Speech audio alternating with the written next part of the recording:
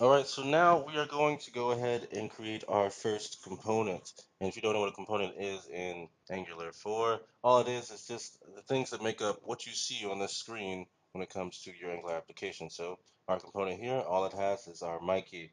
And let's go ahead and just make a component and get down to it. So we're going to make a new file, and we're going to call that file dog-details.components.ts.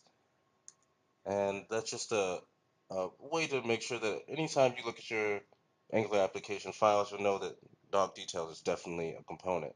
So now, right up here at the top, we're going to import component, and that's going to be from Angular Core.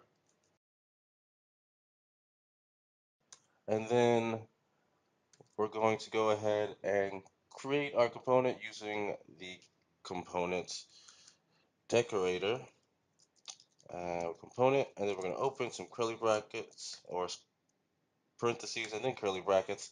Then inside here, it needs an object with all the things that a component needs. The ones that are non-negotiable, you always need this for components, is the selector, and that's just how Angular knows how to put this on the screen or where to put this on the screen is you use this selector. And it's usually a CSS selector. And what that means is that this could also be dog details, the class or the ID or the attribute, but we're just going to make it the element itself. Next thing that components always need is also a template. Now you can use template or you can use a template URL, which is what app component uses, but we're just going to use a template for now. And that's just the HTML that is behind your component.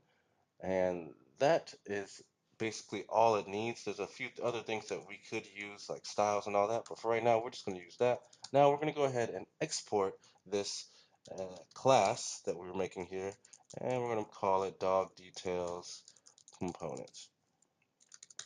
Perfect. So now we've made our first component, but it doesn't really have much in there. So let's go ahead and our template inside of these backticks right here.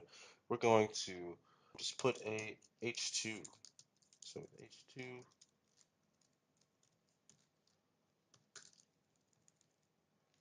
And inside this H2, we're going to put dog details for now. Great. So now if I go to the application, let's go ahead and make sure we're running ngserve, ngserve, and then we head on over to our application. You'll see that nothing's changed. We haven't actually added it to our app component, so let's go ahead and do that. I'm gonna make this a little bit bigger for you guys. And then we're gonna go to our app components.ts. Goodbye. App components.ts. And you see we can't do it here because it's in the template URL. So let's go to the template URL, app components.html. And we're going to go ahead and add it right down here. We're going to say dog dash details, open and close. And that's how you would add your component using that or the CSS class that you used. Now, if we do this, you see that we still won't see anything. We actually might even get an error, and that error is going to say that they didn't know what the dog details component is, and that's because we haven't added it to our module, our app module. So if we go to our module and we go ahead and import it here, it's going to be called dog details, and we import that from here, dog details dash component, and then we have to import it into our declarations. So then we say dog details component here. And now if we go back to our application, you see that boom, we have our component dog details.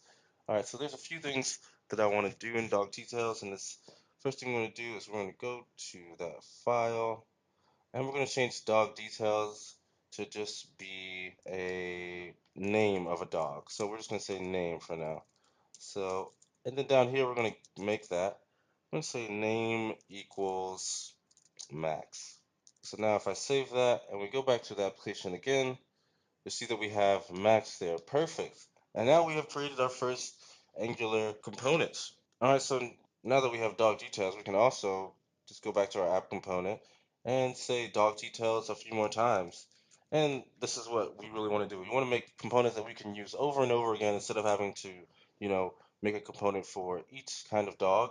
But right now, all our dogs are named Max. So in the next video, I'm going to show you how to change that inside our app component by sending in inputs.